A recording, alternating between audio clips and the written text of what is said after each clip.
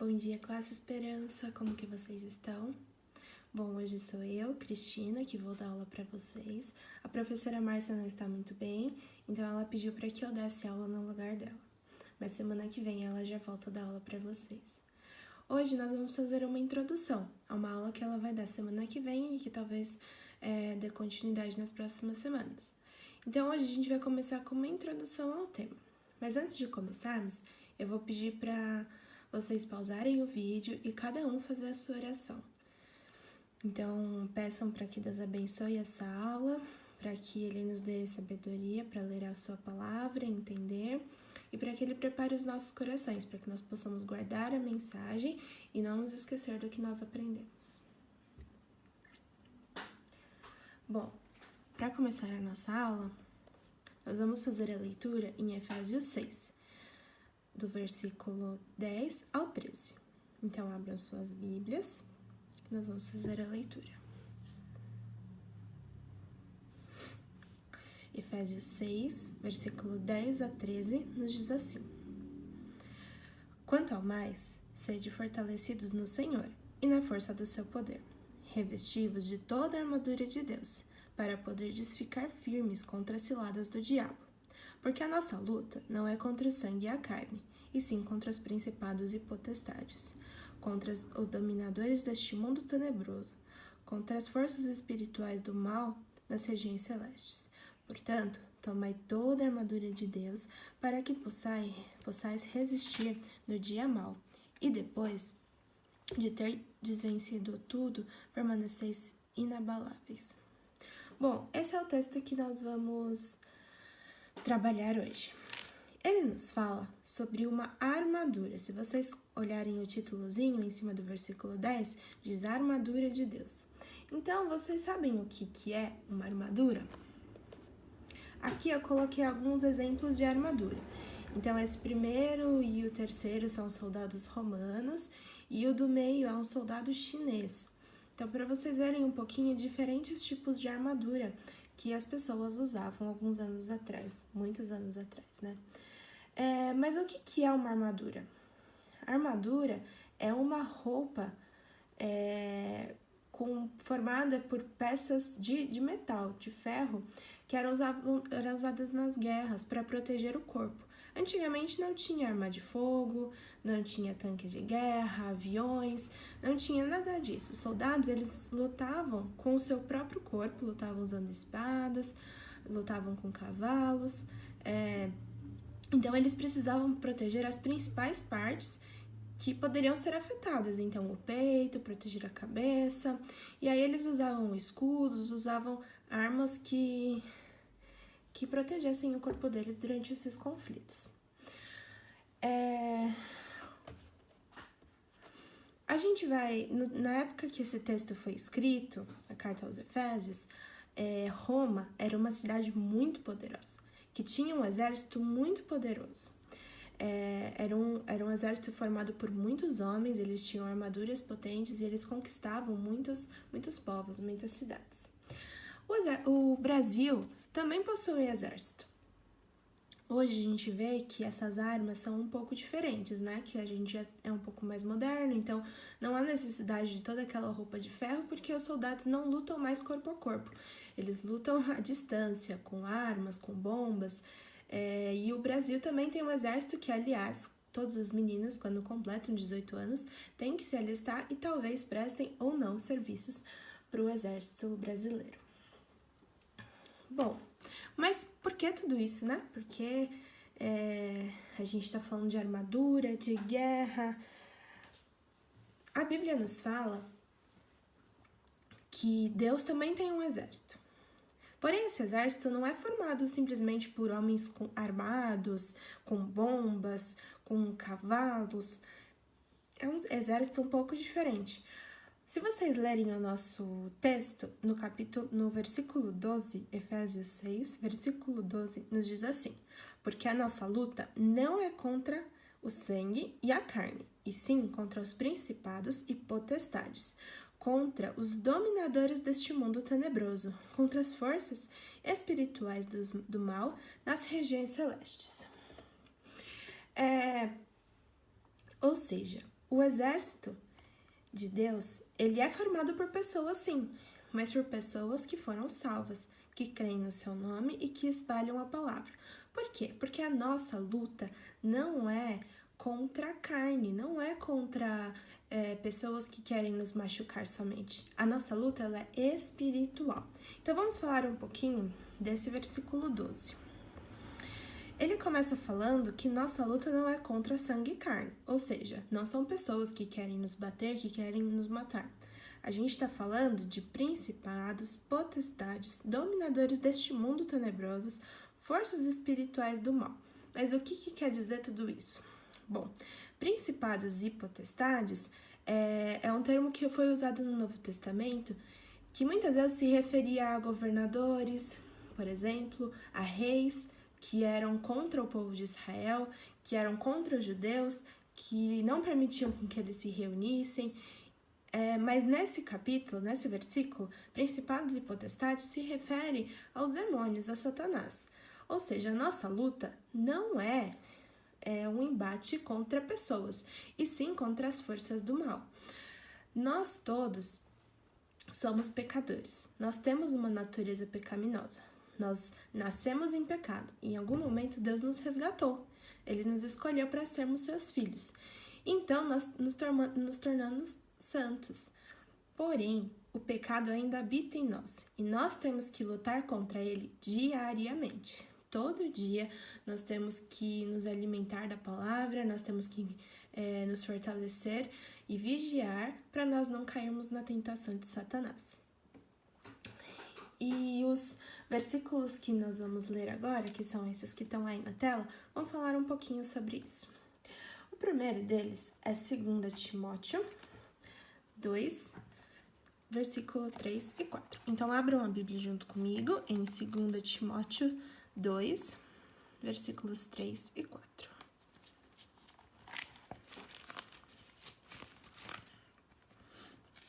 Acharam aí? Bom, Timóteo nos diz assim, na verdade Paulo diz a Timóteo, né? Participa dos meus sofrimentos como um bom soldado de Cristo Jesus. Nenhum soldado em serviço se envolve em negócios dessa vida, porque o seu objetivo é satisfazer aqueles que o arregimentou. Então vamos explicar um pouquinho esses versículos. Novamente, é usado o exemplo de um soldado, ou seja, nós somos soldados de Cristo, nós temos que estar dispostos e temos que estar prontos, temos que estar vestidos adequadamente para nós enfrentarmos as batalhas do mundo espiritual. Ou seja, nós temos que ser bons soldados, como nos diz o versículo 3. Nenhum soldado em serviço se envolve em negócios dessa vida, ou seja, nenhum soldado que esteja trabalhando, que esteja servindo ao seu senhor, aquele que contratou, aquele que está cuidando dele, pode se envolver com outras coisas. Então, nós, como soldados de Deus, não podemos nos envolver com as coisas do mundo, que vocês sabem quais são as coisas do mundo. Nós vamos falar daqui a pouquinho em alguns outros versículos. Mas, por exemplo, nós não podemos nos envolver com pessoas, amizades que nos levam a fazer coisas erradas, coisas que nos fazem desobedecer aos nossos pais, aos nossos avós ou quem quer que esteja cuidando de nós. Nós não podemos nos envolver com nada que faça a gente pecar, ou seja, desagradar a Deus, porque nós somos soldados em serviço. O nosso próximo versículo é Marcos 4,19. Esse versículo, ele nos fala um pouquinho contra o que nós estamos lutando. Ou seja, nós já falamos que estamos lutando contra principados e potestades e que nós somos soldados.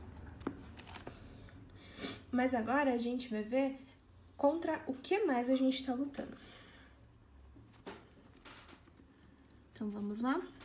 Marcos 4, versículo 19, nos diz assim: mas os cuidados do mundo, a fascinação da riqueza e as demais ambições concorrendo sufocam a palavra, ficando ela infrutífera. Ou seja, a outra coisa contra o que nós lutamos é o mundo. São as coisas que o mundo nos oferece. A riqueza, por exemplo, a ambição pela riqueza faz com que a gente fique cego para as coisas de Deus e faz com que a palavra de Deus se torne infrutífera, ou seja, não dê os frutos que ela precisa. Então, além de nós lutarmos contra principados e potestades, nós também lutamos contra as coisas que o mundo nos oferece. E vamos combinar que o mundo nos oferece muita coisa, né? Nós temos muitas opções de festas para ir, de muitas coisas, de lugares para ir que não agradam a Deus, de coisas para fazer que não agradam a Deus. Mas a gente tem que ter o discernimento, lembrarmos que nós somos soldados em serviço e que nós não podemos abandonar este posto. O próximo versículo que nós vamos ler é de Romanos, capítulo 7. Então, vamos abrir nossas Bíblias em Romanos, capítulo 7. Nós vamos ler o versículo 22 e 23. Porque no tocante ao homem interior, tenho prazer na lei de Deus, mas vejo nos meus membros outra lei, que, guerreando contra a lei da minha mente, me faz prisioneiro da lei do pecado que está nos meus membros. Bom, então nós estamos lutando contra principados, potestades e contra a nossa natureza pecaminosa. Ou seja, eu já falei que nós nascemos em pecado e que em algum momento Deus nos resgatou e que agora nós somos santos. Mas também falei que o pecado ainda habita em nós. E é isso que Paulo está falando. Ele diz que ele se esforça para fazer as coisas de Deus, mas que ele percebe que o pecado ainda está dentro dele e que ele é escravo desse pecado. Bom, Deus já nos libertou com o seu sangue e agora nós temos que sermos cada dia melhores, ou seja, cada dia mais santos, mais parecidos com ele. Lutar contra as coisas que estão no nosso coração que nos fazem pecar. Então, nosso dever como soldado é lutar contra principados e potestades, contra o mundo, contra a nossa natureza pecaminosa. 1 Pedro 5, 8 e 9 também nos diz mais um pouquinho. Então vamos lá, todo mundo abrindo as Bíblias. 1 Pedro 5,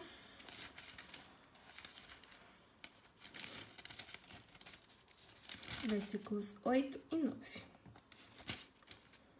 Nos diz assim: Sede sóbrios e vigilantes. O diabo, vosso adversário, anda em derredor como um leão que ruge procurando alguém para devorar. Resisti-lhes firmemente na fé, certos de que sofrimento iguais aos vossos corações. Então vamos de novo. Resisti-lhe firmes na fé, certos de que sofrimento iguais aos vossos estão se cumprindo na vossa irmandade espalhada pelo mundo. Bom, então aqui fala um pouquinho sobre essa nossa missão como soldado, que é lutar contra todas essas coisas que a gente já falou. Vamos lembrar mais uma vez? Contra principados e potestades, ou seja, contra Satanás, contra os demônios que nos ficam tentando a fazer coisas erradas. Nós temos que lutar contra as coisas que o mundo nos oferece, que também são várias coisas, e contra a natureza pecaminosa que existe dentro de nós. E o que a gente tem que fazer? Pedro fala aqui, sermos sóbrios e vigilantes o tempo todo. Bom, mas o que tudo isso tem a ver com a armadura? Nós somos soldados, certo? Então, nós temos que vestir a armadura que Deus nos deu. Essa armadura que Deus nos deu, vocês vão ver um pouquinho na semana que vem. O que é essa armadura e quais são as partes dela. Vamos voltar aqui um pouquinho. Vocês viram que o soldado aqui da imagem, esses soldados estão bem preparados.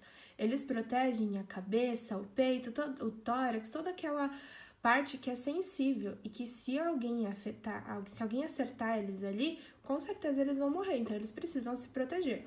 Deus também tem uma armadura que nos protege de todos esses males que nos cercam, mas não, como eu disse, não são pessoas, são males que são na nossa luta espiritual. Então, lembrando mais uma vez, principados e potestades,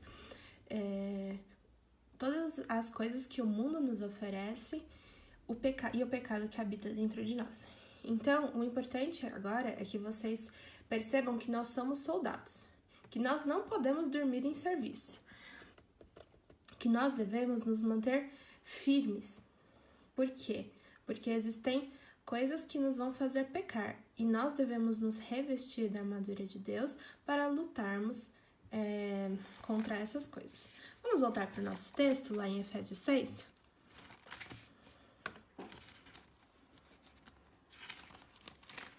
Bom, Efésios 6, o versículo que eu quero que vocês decorem para essa semana é o versículo 11. Revesti-vos de toda a armadura de Deus para poderdes ficar firmes contra as ciladas do diabo, que é um resumo de toda a nossa aula. E eu já falei, semana que vem vocês vão ver um pouquinho sobre qual é essa armadura, quais são as partes dela e por que é tão importante nós usarmos. Por enquanto, vocês têm que lembrar que durante essa semana que vocês são soldados de Deus e que vocês não podem descansar em serviço. Tudo bem?